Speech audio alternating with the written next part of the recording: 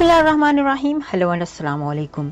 मैं हूं हिना अजमीन, तो वेलकम करती हूं आपको अपने चैनल पर और साथ में आपका शुक्रिया अदा करती हूं क्योंकि आपने अपना कीमती वक्त निकाला मेरे वीडियो को देखने के लिए। कि इंसाफ ने हमेशा मुल्क की तरक्की के खिलाफ काम किया। उस्मा बुखारी।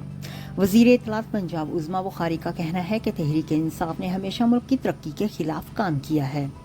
वजीर इत्तलात पंजाब उस्मा बुखारी ने प्रेस कॉन्फ्रेंस करते हुए कहा कि तहरीक इंसाफ का मकसद फितना और फसाद फैलाना है।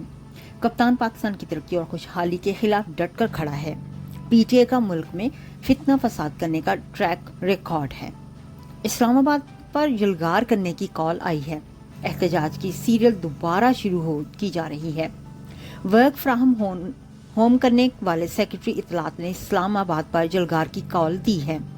अगर उनमें हिम्मत है तो खुद लीड करें। उस्मा बुखारी ने कहा है कि तहरीक इंसाफ सियासी नहीं, एक दहशतगर्द जमात है।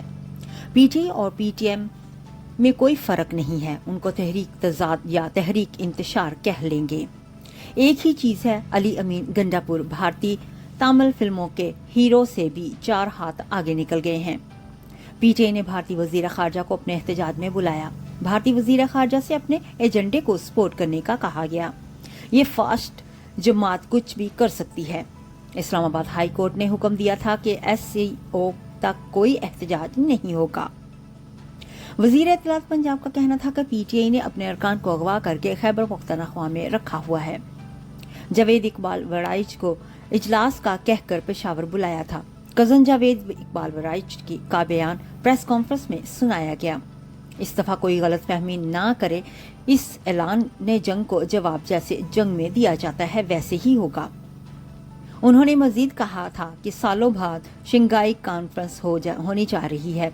एससीओ पाकिस्तान की तरक्की और खुशहाली का एजेंडा है।